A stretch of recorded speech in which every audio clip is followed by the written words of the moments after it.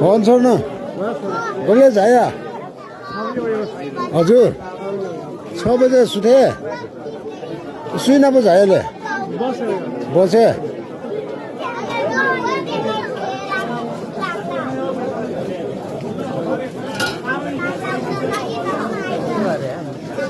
पानी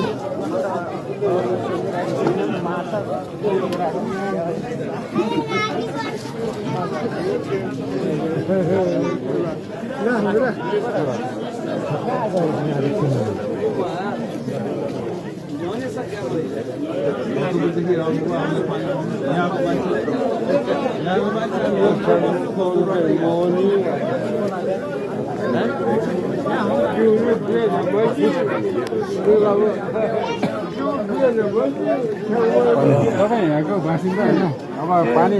भक्तपुरदेखि खानदिन आउनु भएको छ कस्तो के भन्नुहुन्छ जहाँसुकै सबै जात्रा पुग्नुहुन्छ यहाँ चाहिँ तपाईँलाई के भन्नुहुन्छ उहाँले सधैँ आउनुहुन्छ